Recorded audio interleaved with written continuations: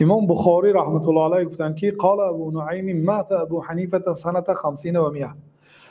ابو نعیم گفت که امام ابو حنیفه سال 150 هجری وفات کرد. در تاریخ کبیری امام بخاری آمده است. امام ذهبی گفتن که توفی شهیدن.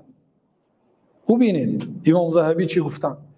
امام ابو حنیفه شهید وفات کرد. گفتن مسقیاً. برای چی شهید؟ برای اینکه کشته شده. مسقیاً دید که قبول نمی کند، سرکشی می کند و یک عمر در زندان است. برای پادشاه مشکل است، چون یک عالمی که همه قبول دارد و یک عمر در زندان نگاه داشتن، این برای سیاستش خلل وارد می کند.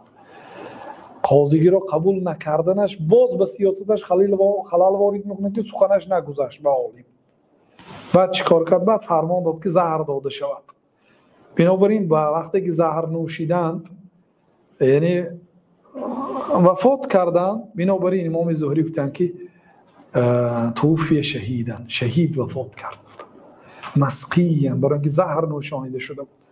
فی سنه 50 سال 150 و له 70 سنه، 70 سال عمر داشتن و علیه قبه عظیمه، در بالای قبرش یک قبه بزرگ است و مشهد فاخر به بغداد، مشهدی فاخر است در بغداد. یعنی امام ذهبی نقل کردن که همین خیلی واقعا هست، اگرچه این کار نادرست است ولی مردم کردن دیگه. در زنده بودنشون قدر نکردن، بعدی وفاتشون به سر قبرشون قبه بزرگ ساختن.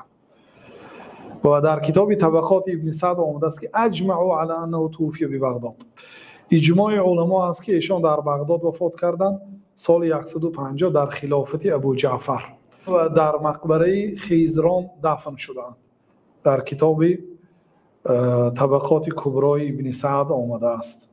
و حافظ ابن کثیر رحمت الله علیه در کتاب بدایه و نهایه گفتند که وصلی علیه ببغداد 6 مرات 6 مراتبه به امام ابو حنیفه نماز جنازه خوانده شد. لکثرت الزحام، برای زیاد بودن مردم، ازدحام بودن، زیچ بودن مردم، بسیار بودن مردم، 6 مراتبه و امام ابو حنیفه رحمت الله علیه نماز جنازه خوانده شد. و قبره هناک، و قبرشان در آنجا هست، یعنی در بغداد. رحمه الله، الله تعالی امام ابو حنیفه را رحمت کند. گفتند پایان مبحث در کتاب سیر اعلام نبلا امام ذهبی در آخر ترجمه حالی که درباره امام ابو حنیفه نوشتن گفتند که و سیرته تحتمل ان تفرد فی مجلدین. سیرت امام ابو حنیفه را می شود در 2 جلد، یعنی در 2 کتاب خیلی مجلد، در 2 جلد علاهیده نوشته شود. رضی الله عنه و رحمه، الله تعالی از ابو حنیفه راضی شود و او را رحم کند.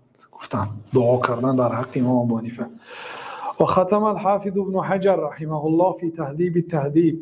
امام حافظ ابن حجر العسقلانی در کتاب تهذیب و تهذیب، این قسم شافعی هستند، درباره امام ابو حنیفه ترجمه حال نوشتند و بعد در آخری ترجمه گفتند که و مناقب الامام ابی حنیفه کثیره جدا.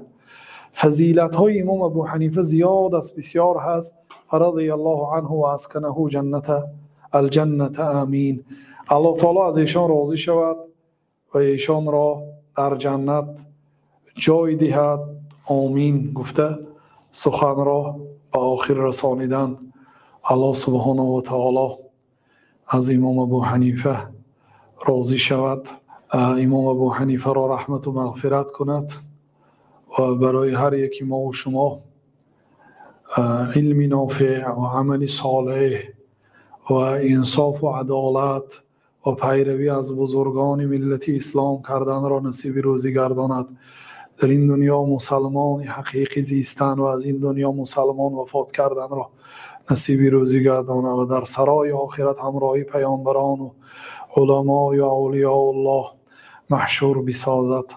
والله اعلم و صلی الله وسلم علی نبینا محمد و علی آله و اصحابه و اتباعه اجمعین و آخر دعوانا ان الحمد لله رب العالمین.